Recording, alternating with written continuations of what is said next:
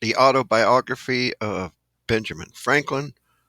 Chapter 8, Business Success and First Public Service. About this time there was a cry among the people for more paper money, only £15,000 being extant in the province, and that soon to be sunk. The wealthy inhabitants opposed any addition, being against all paper currency, from an apprehension that it would depreciate, as it had done in New England, to the prejudice of all creditors. We had discussed this point in our Junto,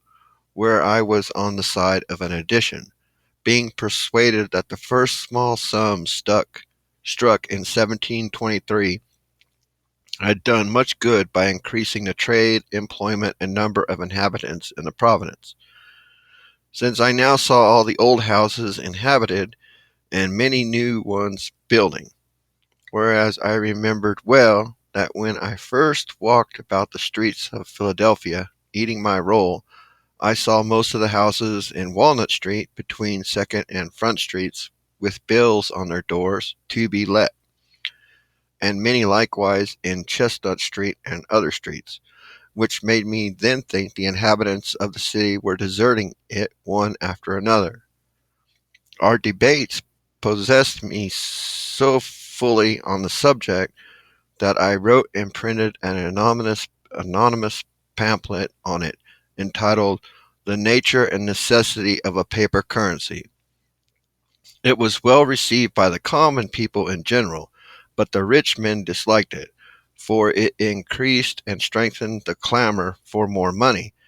and they happening to have no writers among them that were able to answer it, their opposition slackened, and the point was carried by a majority in the House. My friends there, who conceived I had been of some service, thought fit to reward me by employing me in printing the money, a very profitable job and a great help to me.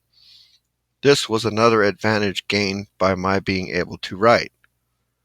The utility of this currency became by time and experience so evident as never afterwards to be much disputed, so that it grew soon to be £55,000, and in 1739 to £80,000, since which it arose during war to upwards of £350,000, trade, building, and inhabitants all the while increasing, though I now think there are limits beyond which the quantity may be hurtful. That is an interesting perspective from 1739 to keep in mind in 2024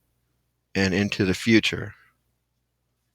Also interesting that in that time that just the advantage of being able to write had such value, put him head and shoulders above everybody else.